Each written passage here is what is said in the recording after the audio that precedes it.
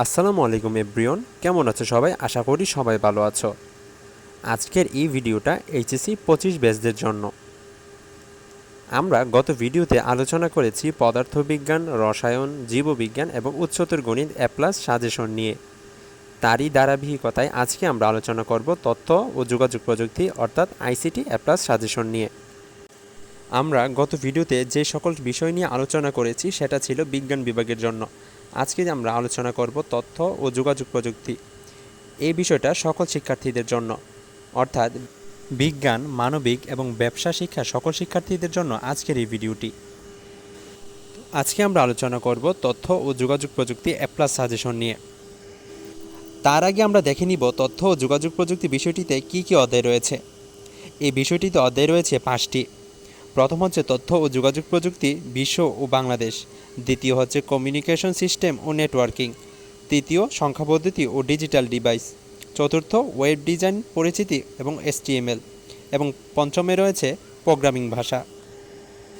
তথ্য ও যোগাযোগ প্রযুক্তিতে এই 5টি অধ্যায় রয়েছে। আমরা এখন দেখে নিব এই 5টি অধ্যায়টিতে পরীক্ষাতে আসা ইম্পর্টেন্ট টপিকগুলো। তো সেই অনুযায়ী প্রথম অধ্যায়টি হচ্ছে তথ্য ও যোগাযোগ প্রযুক্তি বিশ্ব ও বাংলাদেশ। এই অধ্যায়টিতে ইম্পর্টেন্ট টপিক পরীক্ষাতে আসার মধ্যে যেগুলো রয়েছে সেগুলো আমরা নিয়ে এখন আলোচনা করব। সেগুলো হচ্ছে virtual reality, genetic engineering, nano technology, biometrics, bio informatics, cryosurgery, artificial intelligence. দ্বিতীয় অধ্যায়টি হচ্ছে কমিউনিকেশন সিস্টেম ও নেটওয়ার্কিং।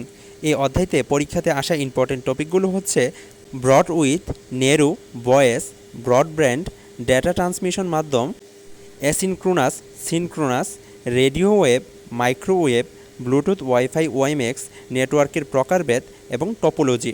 টপোলজির মধ্যে যেগুলো রয়েছে সেগুলো হচ্ছে star topology, bus topology, mash topology, ring topology এবং ট্রি টপোলজি, এবং রয়েছে হাইব্রিডও।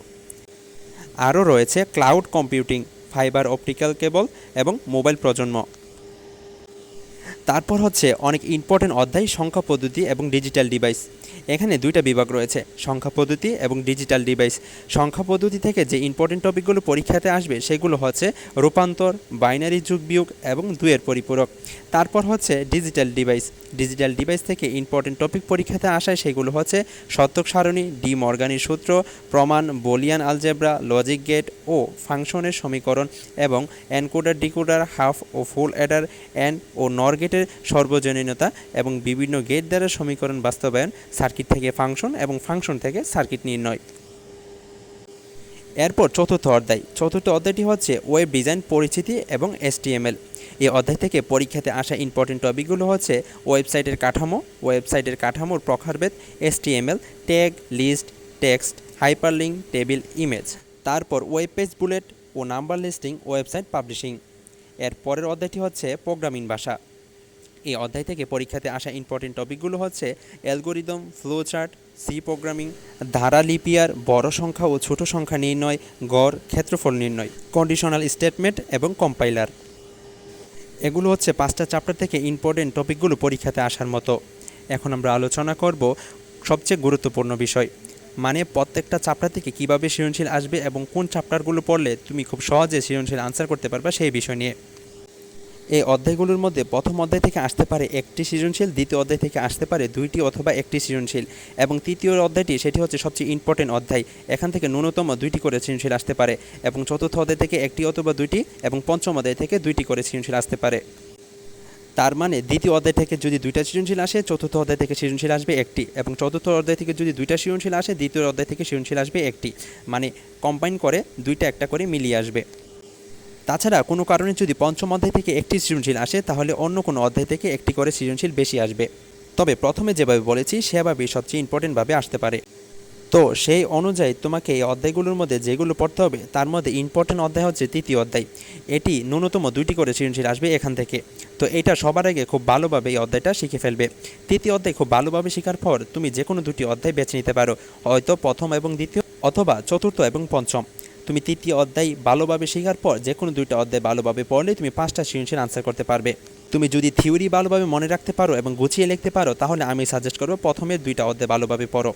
এবং তোমার কাছে যদি থিওরি ভালোভাবে আয়ত্ত না আসে, তাহলে আমি সাজেস্ট করবো চতুর্থ এবং পঞ্চম অধ্যায় তুমি ভালোভাবে পড়ে ফেলো। অর্থাৎ তৃতীয় অধ্যায় ভালোভাবে শেখার পর তারপর তুমি যে কোনো 2টা অধ্যায় ভালোভাবে পারলেই 5টা সৃজনশীল আনসার করতে পারবে। তো এই ছিল সিকিউ নিয়ে আলোচনা। এখন আমরা আলোচনা করব এমসিকিউ নিয়ে। বরাবরের মতো এমসিকিউ পার্টে আমরা যে অংশটি বলবো সেটি হচ্ছে সিকিউতে তুমি যে কোনো চ্যাপ্টারগুলি স্কিপ করতে পারো, কিন্তু এমসিকিউতে সেটি করা যায় না। কারণ এমসিকিউতে তোমাদের পরীক্ষায় প্রশ্ন আসে হচ্ছে 25টা, এবং সেই 25টা প্রশ্ন প্রত্যেকটা চ্যাপ্টার থেকেই প্রশ্ন এসে থাকে। সেই কারণে কোনো চ্যাপ্টার স্কিপ করার মতো সুযোগ নেই। তাই আমি বলবো, যদি এমসিকিউতে ভালো করতে চাও তাহলে প্রত্যেকটা চ্যাপ্টার ভালোভাবে ধারণা রাখা জরুরি। তাছাড়া তোমার হাতে যদি খুবই কম সময় থাকে তাহলে আমি সাজেস্ট করব তৃতীয়, চতুর্থ, প্রথম, দ্বিতীয় এই চ্যাপ্টারগুলো ভালোভাবে পড়ে ফেলতে পারলেই তুমি এমসিকিউর জন্য ভালো একটা মার্কস ক্যারি করতে পারবা। তো এই ছিল আজকের ভিডিও। যদি ভিডিওটি ভালো লাগে অবশ্যই ভিডিওতে একটি লাইক করে দিও। পাশে থাকা বেল আইকনটি অন করে আমাদের পরিবারের সদস্য হয়ে যেও। আর নেক্সটে কোন সাবজেক্টের উপর সাজেশন ভিডিও চাও বা কী ভিডিও চাও তা অবশ্যই কমেন্ট বক্সে জানিয়ে দিতে পারো। তো দেখা হচ্ছে পরবর্তী কোনো এক ভিডিওতে। ভালো থাকবে সবাই। আল্লাহ হাফেজ।